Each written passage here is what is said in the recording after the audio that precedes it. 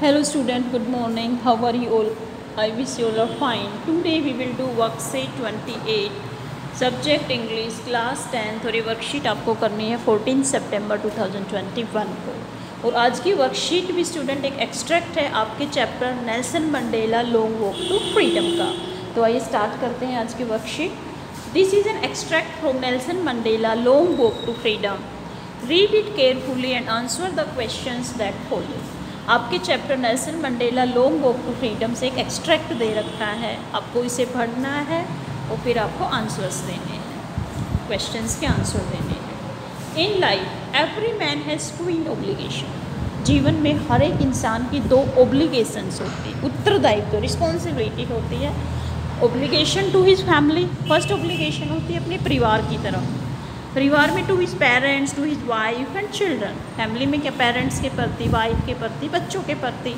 And he has an obligation to his people.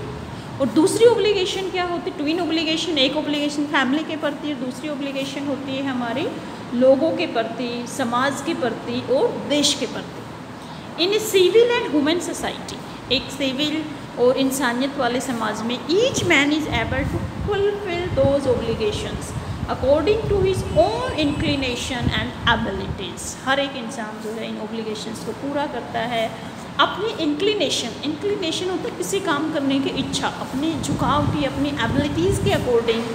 But in a country like South Africa, लेकिन South Africa जैसे देश में it was almost impossible for a man of my birth and colour to fulfil both of those obligations. मेरे जैसे colour मतलब Mandela का black colour था, उनको ये ऑब्लिगेशन पूरा करना इम्पॉसिबल था, संभव नहीं था। क्यों नहीं था? क्योंकि वहाँ पे अपार्टाइड की पॉलिसी थी, रंग भेद की नीति थी।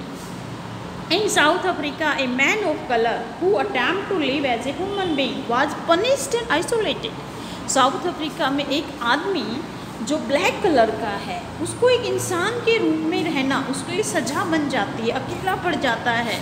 In South Africa, a man who tried to fulfill his duty to his people was inevitably ripped from his family and his home and was forced to live a life apart, a twilight existence of secrecy and rebellion.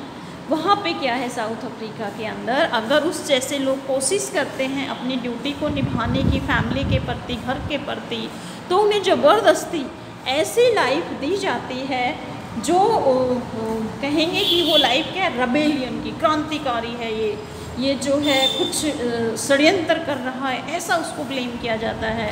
I didn't in the beginning choose to place my people above my family. मैंने starting में ये choose किया कि मेरे लोग जो है वो मेरी फैमिली से ऊपर है। But in attempting to serve my people, लेकिन लोगों की सेवा करते हुए I found that I was prevented from fulfilling my obligations as a son, a brother, a father and a husband. मैंने पाया कि मुझे रोका जा रहा है, जो मेरी ऑब्लिगेशन एक बेटे के रूप में, एक भाई के रूप में, एक फादर के रूप में, एक हस्बैंड के रूप में, मैं उनको पूरा नहीं कर पा रहा हूँ साउथ अफ्रीका में। I was not born with a hunger to be free. मेरा जन्म नहीं हुआ था, जब मैं जन्म था तब मेरे मन में आज़ादी की भूख नहीं थी। I was born free. मेरा कैसा जन्म हुआ था? फ्री था मैं, फ्रीडम थी मुझे, क्योंकि उस समय जब वो बच्चा था उसके लिए फ्रीडम क्या थी? फ्री इन एवरी वे, हर तरीके से आज़ाद। वट आई कुड नो, जितना मुझे पता था बच्चे के रूप में, free to run in the fields near my mother's hut. मेरे लिए उस समय जब मैं बच्चा तो फ्रीडम क्या थी कि मम्मी की हट के पास खेतों में मन में आए तब घूमूं। Free to swim in the clear stream, साफ नदी में जो है तैरूं। That ran through my village, जो मेरे गांव में जो स्ट्रीम बहती थी, झरना बहता था, उसमें मन आए तब मैं स्विमिंग करूं। Free to roast meals under the stars and ride the broad backs of slow moving bulls. और क्या थी मेरे लिए आज़ादी? मैं जितना दूर जा सकता हूँ जाऊँ और तारों के नीचे, और मैं जो है जो धीरे धीरे चलने वाली बुल कार्ट है उस गाड़ी पर सवारी करूँ। तो बच्चे के लिए तो यही आज़ादी होती है। तो उससे फील होता है कि जब मैंने जन्म लिया तब मैं आज़ाद था, मेरे मन में आए मैं वो काम कर सकता था। As long as I obeyed my father and avoided by the customs of my tribe, I was not rebel by the laws of man or God. लेकिन जैसे ही मैंने अपने फादर की आज्ञा का पालन किया और मुझे मेरे ट्राइब के कस्टम को फॉलो करने के लिए मना किया गया, तब मैं ट्रैवल में था कि एक आदमी जो कानून को मानता है, जो बोर्ड उसको भी सम्मान करने में उसको प्रॉब्लम आ रही है, ट्रैवल आ रही है, तो इसका मतलब वो आज़ाद नहीं है। जैसे जैसे मंडेला बड़ा हुआ, क्योंकि छोटे बच्चे के लिए तो आज़ादी क्या है, अपने मन के अनुसार काम करना। तो मंडेला महसूस करता है कि वो बच्चा था तब उसे आज़ादी फील होती थी, लेकिन जैसे जैसे बड़ा हुआ उसको आज़ादी ऐसा लगा कि वो आज़ाद नहीं है, जिसके कारण उसने जो है स्ट्रगल किया अपने देश के लिए और साउथ अफ्रीका को अपार्टाइड पॉलिसी से मुक्त करवाया। ओके, अब देखिए फर्स्ट क्वेश्चन क्या है। What did Mandela think about freedom in his childhood? बचपन में मंडेला आज़ादी के बारे में क्या सोचता था? क्या सोचता था? He was born free, कि वो तो आज़ाद पैदा हुआ है। तो देखिए option, it is a dream, जी नहीं, मंडेला के लिए आज़ादी एक सपना था, जी नहीं, बचपन में नहीं था। It was meant for adult, कि ये बड़े लोगों के लिए आज़ादी होती है। He was born free, yes, बचपन में उसको क्या था उसका थॉट कि वो तो फ्री पैदा हुआ है, ही वॉज बोर्न फ्री।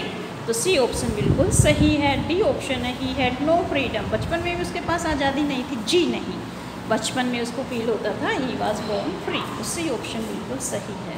अब सेकेंड क्वेश्चन देखिए, select the stable word from the extract to complete the following. आपको स्टूडेंट एक्सट्रैक्ट से वो वर्ड बताना है जो नीचे दिए गए पैटर्न को कंप्लीट करे, जैसे डेप्थ और हाइट। डेप्थ क्या होती है? गहरा, हाइट होती है ऊंचाई, तो ये दोनों अपोजिट वर्ड है।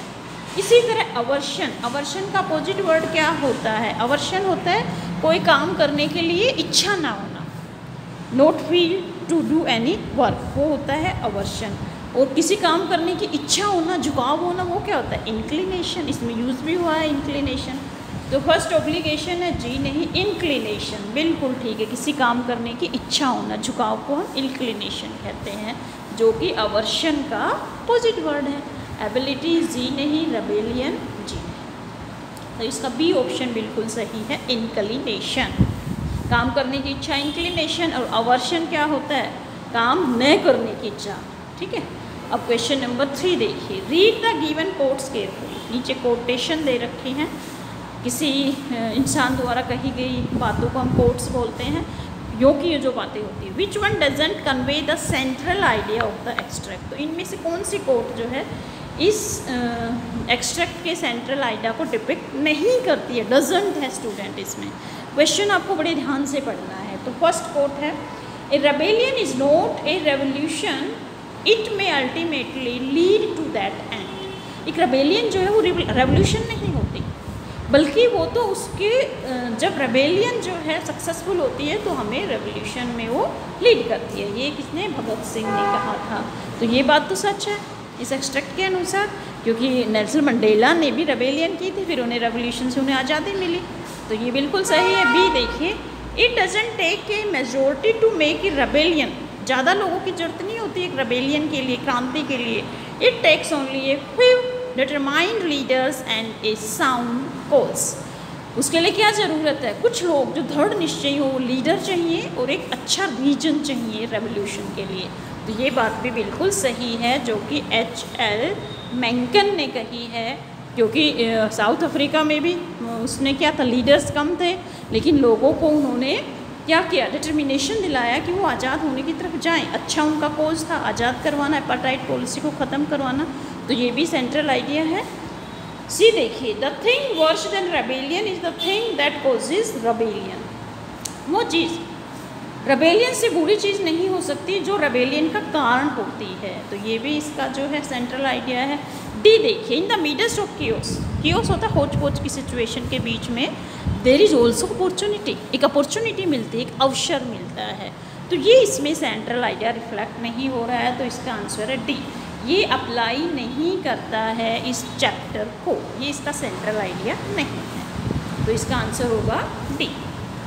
ये तीनों तो करते हैं, हमें डज नॉट कन्वे करना है, तो डी आंसर आएगा इसका। ठीक है स्टूडेंट, तो थर्ड का क्या आंसर हो गया हमारा? डी। अब क्वेश्चन नंबर 4 देखिए, what are the twin obligation that every man has in life. हर एक के जीवन में 2 ओब्लिगेशंस होती, कौन कौन से बताए हैं? Mandela mentions that every man has twin obligations. Mandela ने बताई है कि 2 ओब्लिगेशंस होती हैं, एक तो फैमिली के प्रति, अपने परिवार के प्रति, और दूसरी समाज के प्रति, कंट्री के प्रति। The first one is to his family, parents, wife and children. The second obligation is to his people, his community and his country. Okay, question number 5 देखिए. A man of color in South Africa was not free. South Africa के अंदर एक आदमी जो black colour का है वो आज़ाद नहीं था. हाउ, कैसे वो आज़ाद नहीं था? In South Africa there was a system of racial discrimination. South Africa में रेशियल डिस्क्रिमिनेशन था.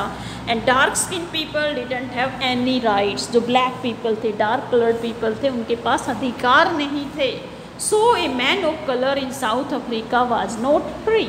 इसलिए अफ्रीका में कलर वाला इंसान, ब्लैक कलर वाला लोग जो है वो आज़ाद नहीं थे. वही तो अपार्टाइड पॉलिसी थी. अपार्टाइड का मतलब क्या है? रंग भेद नीति, नस्ल से, रेस से डिस्क्रिमिनेशन करना. ओके स्टूडेंट, तो ये थी आज की वर्कशीट. स्टूडेंट आपको समझ में आ गई होगी. Thank you for watching this video. Have a nice day.